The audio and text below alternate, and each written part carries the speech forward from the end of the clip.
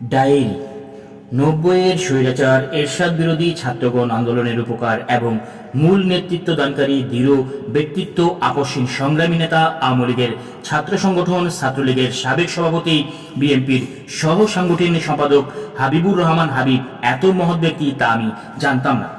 সেই ভয়াল কঠিন দুঃসময়ে আমার মোবাইল ফোন দরকার।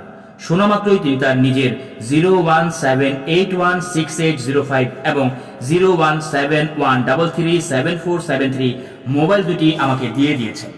তার একটি আজও ফেরত নেননি। এত বড় উপকার কোনোদিন ভুলবার নয়, এই ঋণ শোধ হবার নয়। শ্রদ্ধেয় শফিক রেহমান, দুঃসময়ের আপনজন বিপদের বন্ধু, সাহসী বরেন পুরুষ শ্রদ্ধাভাজন শফিক রেহমান তার বিখ্যাত কলাম দিনের পর দিনে আমার ফাঁসি চাই বই নিষিদ্ধ হওয়ার বিষয়, আমার পরিবারের নিরাপত্তার বিষয় এবং আমার জীবন রক্ষার বিষয় নিয়ে লেখেন। আমার এই চরম দুঃসময়ে বিপদের দিনে বাংলাদেশের কেউই যখন আমার ৭০-৭৫ বছর বয়স্ক পরম স্নেহময়ী মাকে, বর্তমানে পরলোকবাসী ২১শে ফেব্রুয়ারি ২০০২ সালে রাত ৯টায় আমাদের সকলকে ছেড়ে এ জগৎ ত্যাগ করে পরলোক গমন করেছেন, আমার স্ত্রী কন্যাদেরকে এতটুকু সহানুভূতি, এতটুকু সান্ত্বনা দিতে সাহস করল না। এমনকি মোবাইল ফোনের নিরাপদ যোগাযোগ রাখতে পর্যন্ত কেউ সাহস করল না। তখন বিরল এক নির্লোভ, সৎ, আপসহীন, সাহসী পুরুষ, বর্তমানের হলুদ সাংবাদিকতার মাঝে সবুজ পতাকা উড়িয়ে শির উঁচু করে দাঁড়িয়ে থাকা সিংহ ব্যক্তিত্ব আমার সাথে দেখা করার আগ্রহ প্রকাশ করলেন। আমার সাথে সাক্ষাৎ করা তার জন্য ভয়ানক বিপজ্জনক জেনেও তিনি স্নেহ ভরে আমার সাথে দেখা করতে চাইলেন। আমি অবাক বিস্ময়ে রাজি হলাম এবং যার পর নাই আনন্দিত হলাম। প্রধানমন্ত্রী শেখ হাসিনার লেলিয়ে দেয়া ঘাতকেরা আমাকে হত্যার জন্য গুলি করেছে। এই সংবাদ শোনার সঙ্গে সঙ্গেই ফোন করে আমার স্ত্রী ময়নাকে, যিনি বলেছিলেন এরপর আমি আর ফোন করে আমার নাম বলবো না, আমি বলবো বন্ধু। বন্ধু বললেই তুমি বুঝবে আমি ফোন করেছি, আর তুমিও ফোন করলে কখনো তোমার নাম বলবে না, শুধু বলবে বন্ধু, তাতেই আমি বুঝবো তুমি। আমাদের সেই অতি আপনজন বিপদের বন্ধু সাথে আমার দেখা হবে।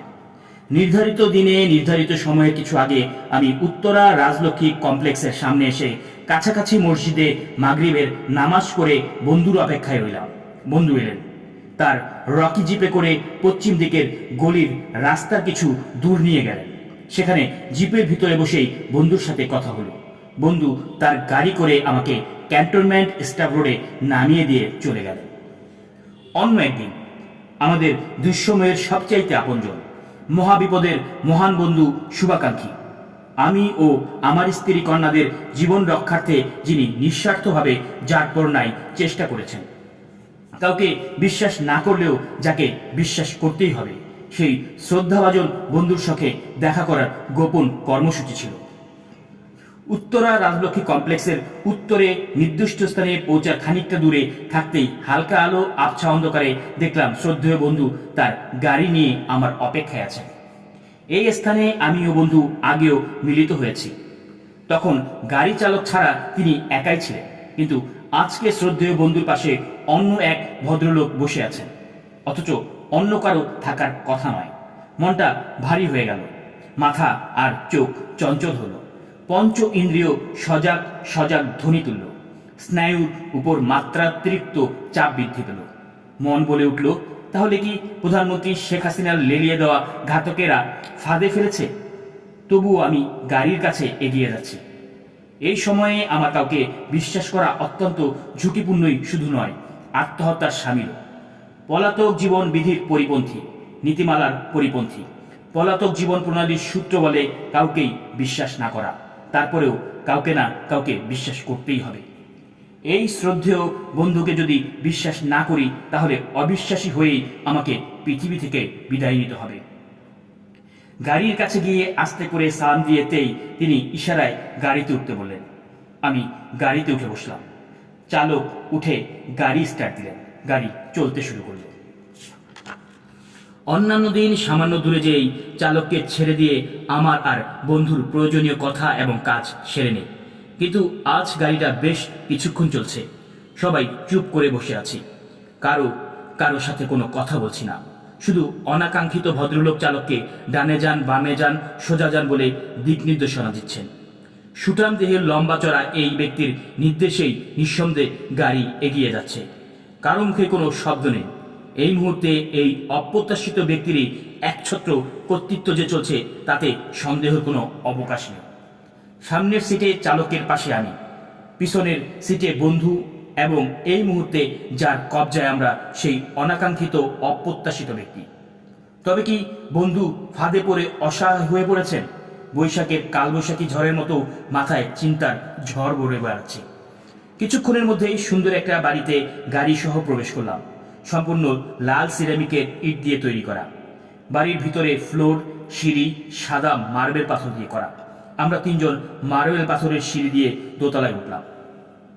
প্রথমে যে রুমে ঢুকলাম, সাদা ফ্রেঞ্চ কাট দাড়িওয়ালা এক ভদ্রলোক এবং কম্পিউটার আছে এই রুমে। পরে 3 দিক খোলা বারান্দায় এসে আমরা বসলাম। এই ভদ্রলোক আমার সম্পর্কে পুরোপুরি ওয়াকিবহাল। আগামী 1 অক্টোবর বিএনপির নির্বাচনী কৌশল কি হবে তা নিয়ে আমরা কিছু আলোচনা করলাম। আল্লাহ পাক ঘাতকের হাত থেকে কিভাবে আমাকে রক্ষা করলেন। আল্লাহ পাক যদি বাঁচান তাহলে কেউই হত্যা করতে পারবে না। আল্লাহ পাক যাকে বাঁচান তাকে আমার মতোই বাঁচান।